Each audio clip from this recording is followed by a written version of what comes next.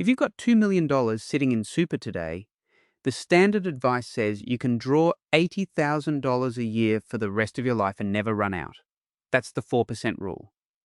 In Australia, that number is wrong, and following it blindly could cost you more than $15,000 a year in help you're already entitled to and probably don't know it. I've watched people do everything right for 40 years. Pay off the house, build up a balance that looks enormous on paper, and then freeze right at the finish line. There's a knot in the stomach that shows up the moment you think about actually turning off the paycheck, even when the number in front of you says you're fine. Most of what gets repeated about retirement income comes straight from American research, built around American bonds and the American share market.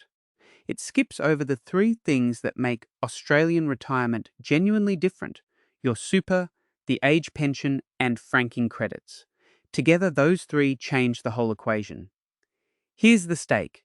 A couple can receive close to $47,070 a year from the age pension, and most people sitting on $2 million assume they're miles too wealthy to ever see a cent of it. On top of that, there's a franking credit bonus worth more than $15,000 a year that the standard 4% rule was never built to count. Over the next few minutes, I'm going to walk through why $2 million in Australia doesn't just buy you a comfortable retirement. It buys you a genuine strategic advantage once you stop using American math to plan an Australian retirement. The 4% rule comes from research built on American retirees, 30-year American Treasury bonds, and the American share market. It was never designed with Australian dividends in mind, and that gap alone can quietly cost you tens of thousands of dollars over a long retirement. A typical balanced Australian portfolio pays close to 4% in cash dividends on its own before you sell a single share. Add franking credits, which usually add another 1.2% to 1.5% on top of that yield, and your natural income sits closer to 5.5%, all without touching your capital. Franking credits exist because the company already paid tax on its profits before it sent you that dividend. The credit is proof the tax has been paid. Once you're drawing from a pension account rather than a working account, the ATO hands most of that credit back to you instead of taxing the same dollar twice. There's a point where your portfolio's own income covers your spending, and you never have to sell a unit to fund your life. With $2 million invested well, a 5% Aussie withdrawal rate hands you $100,000 a year, tax-free once you're past 60. Against the $80,000, the 4% rule would have had you settle for. Now for the mini-math. $2 million at a 4% cash yield gives you $80,000. Once that money's inside a pension account, roughly 30% of it comes back as a franking credit refund from the ATO, adding another $24,000. That's $104,000 a year without selling down the portfolio at all. There's a bigger benefit hiding in this approach too. Living off dividends and franking credits rather than selling units means a bad year in the market doesn't force your hand the way it would if you were purely drawing down capital. That's the difference between covering your council rates, your car rego, and your electricity bill straight out of dividends, or having to sell down shares every few months just to keep the lights on. Ignoring this has a real cost. Leave that $2 million sitting inside one big accumulation account, and you're quietly handing the tax office 15% of everything it earns, year after year, on money you might not touch for a decade. That's real money that never gets the chance to compound for you. If you're part of the generation that spent decades building this balance, and you'd rather the ATO didn't keep a cent more than it's owed, that's exactly the kind of thing we work through here on Aussie Retirement with Bob. But there's a catch. Stay inside that accumulation account, and you're voluntarily paying tax on income. You don't have to. Here's how you flip that switch. Once you understand the Aussie 5% math, The next question is where that money should actually sit.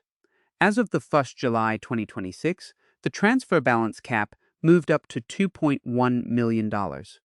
That's the framework that decides how much of your super can move into a pension account and stop paying tax on its earnings altogether.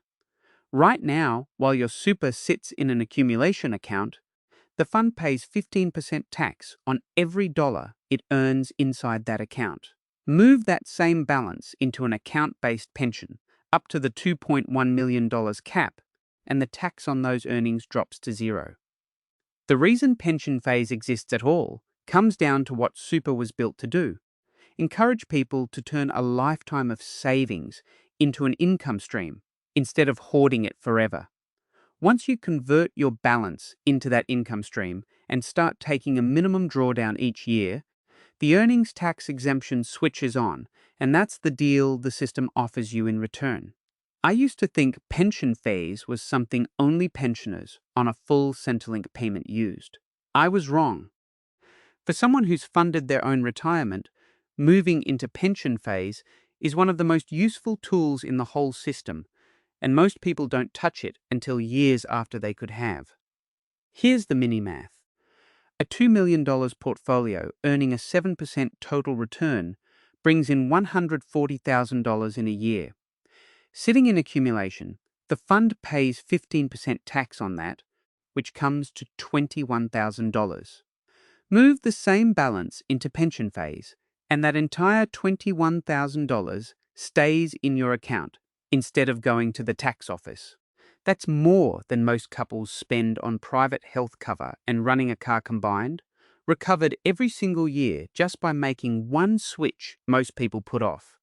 Waiting to make that switch has a real cost. Every year you leave a chunk of that balance sitting in accumulation past the point you actually need to. You're paying tax on growth you could be keeping. Over 5 or 10 years, that's not a rounding error, it's tens of thousands of dollars that never got the chance to compound. But what happens when the market drops 20% in your first year of retirement, right after you've made this switch? This is where the $2 million trap catches people who think they've already done everything right. Retire straight into a falling market, and the math above stops mattering for a while. This is called sequence of returns risk, and it's the reason two people can retire with the exact same $2 million and end up in very different places 5 years later. Picture John. He retires with $2 million in a balanced fund, and 6 months later, the market falls the way it did back in 2008, down around 30%. John still needs $100,000 a year to live on, so he keeps selling units to fund his life, except now he's selling them at the bottom. Selling more units to raise the same $100,000 when prices have fallen means giving up a much bigger slice of the portfolio than he would in a normal year, and that slice never gets the chance to recover once it's gone. He's also missing years of dividends on the shares he sold, income that would have kept compounding if that money had stayed invested. His $2 million becomes $1.3 million, and it never fully claws its way back. Now picture Sarah. Same $2 million, same market crash, same $100,000 a year in living costs. The difference is, Sarah built a 3-year cash bucket before she retired. Roughly $300,000 sitting in a high-interest savings account or an offset account against the mortgage. When the market drops, she doesn't touch her shares at all. She simply lives off that cash for as long as the downturn lasts. Why 3 years specifically? Historical data on the Australian share market suggests the average recovery time after a 20% fall runs close to 2 years. A 3-year buffer gives Sarah room either side of that average, so she's never forced to sell shares while they're down. That gap, selling in a crash versus waiting it out, is the entire difference between John's retirement and Sarah's. It's not about picking better investments, and it's not about being smarter with money. It's about having a plan in place for the 1 year the market misbehaves before it actually happens. Sarah's protected now, But she's still missing the biggest hidden check available to Australian retirees, the part pension. There's a myth that trips up almost everyone sitting on $2 million. I've got this much. I'll never see the age pension. For a lot of people, that's not actually true. It's just a matter of when. If a couple is spending $100,000 a year in retirement, actuarial projections show their combined assets typically fall under the assets test cutoff, currently $1,102,500 for a homeowner couple, by their late 70s or early 80s. The number you're sitting on today isn't necessarily the number that matters in 15 years. Assets test thresholds also move every year, reviewed by Services Australia in March, July and September, which is exactly why a plan built once at 60 usually needs revisiting by 70. That's where the idea of a pension glide path comes in. You don't need the age pension today, and you're probably not eligible for it yet either. What you can do is understand how your balance will naturally drift down through ordinary spending, so you're positioned to pick up a part pension, or at least the Commonwealth Seniors Health Card, as early as the rules allow, instead of years later than you needed to. One lever some people use is the gifting rules. You and your partner combined can gift up to $10,000 in a financial year and up to $30,000 across 5 years, without it counting against you under the assets test. Go over that, and Centrelink still counts the money as yours for 5 years. So this only works as a genuine long-term structuring move, not a last-minute trick right before you apply. Here's why it's worth planning for early. A couple can receive up to $47,070 a year once they qualify for the full age pension. But even a modest part pension of $10,000 a year is the equivalent of having an extra $250,000 sitting in the bank earning 4%. For a lot of retirees, a $10,000 part pension quietly covers a year's worth of council rates, electricity, and the Medicare gap payments private health cover doesn't touch. Structuring for the pension is ultimately a numbers game, working out roughly when your assets will fall under the line and making sure you're not the last one to notice when it happens. But the hardest part of retiring with $2 million usually isn't the arithmetic. It's the person staring back at you in the mirror every single morning. Here's something nobody warns you about before you retire. After 40 years of watching a number go up, watching it go down feels like failure, even when the reason it's going down is that you're finally spending it on the life you built it for. This comes down to loss aversion, a well-documented bias where losing money feels far worse than gaining the same amount feels good. It's not a personal weakness, and it doesn't mean you've done anything wrong. It's how most people are wired, and it tends to get stronger, not weaker, the longer you've spent accumulating. You've spent decades being the person who has $2 million. If you start spending it down, some part of you quietly wonders who you are without that number sitting there. That feeling is normal, and it's okay to sit with it for a while instead of pretending it isn't there. You spent 40 years being praised for saving. Nobody hands out the same encouragement for spending well, even though that's the actual point of the exercise. One small shift that helps is what you could call a permission bucket.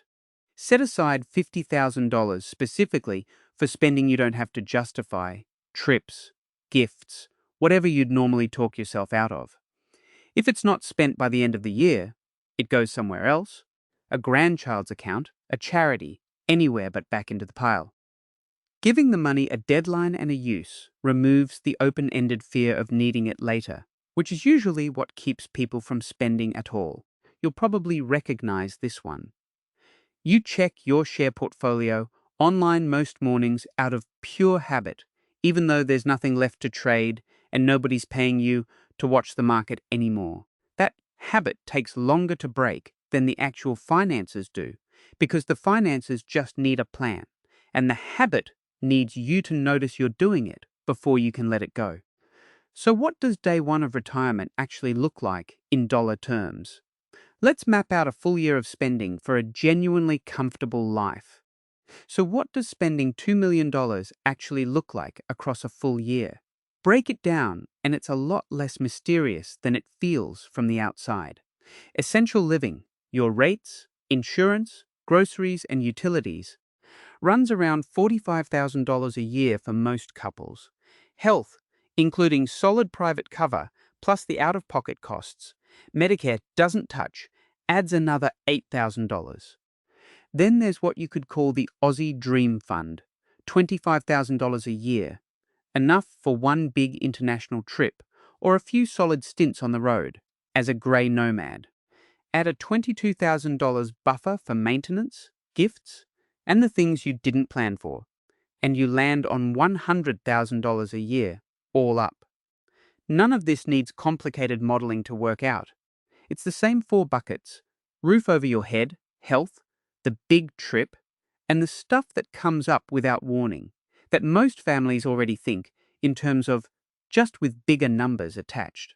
The buffer line matters more than people expect, because it's rarely a big holiday blowing the budget. It's a run of smaller costs, a hot water system, a bit of dental work, a grandchild's school fees, landing in the same 12 months. That's not a modest retirement. Against ASFA's own comfortable standard for a couple, currently around $77,375 a year, $100,000 sits about 29% higher. You're not just comfortable on $2 million, you've got genuine room to move, whether that's a better seat on the plane or simply less anxiety about a bad year in the market. One practical step worth taking now: check your total super balance today. If it's already sitting above $1.9 million, the $2.1 million transfer balance cap isn't as far off as it feels, and it's worth working out how much contribution room you've actually got left before you get there. $2 million in Australia isn't just a balance sitting in an account, it's a machine. And how well it runs depends on whether you're using Australian rules or borrowed American ones. Use the Aussie 5% approach instead of the plain 4% rule. Protect the early years with a 3-year cash bucket and plan your pension glide path well before you think you'll need it. And you're not just retiring, you're doing it properly. You've already done the hard part: 40 years of saving, paying down the house, building this balance up from nothing. That work is finished. The only job left is learning how to spend it well, without the guilt that tends to come along for the ride. Retirement on this kind of balance rewards patience and planning far more than it rewards guesswork. And that's true whether you're 6 months out or already 6 years in. If any of this made you rethink how you're planning to draw down your own $2 million, subscribe to Aussie Retirement with Bob, and I'll see you in the next one, where we get into the pension trap that catches high net worth retirees off guard more often than you'd think.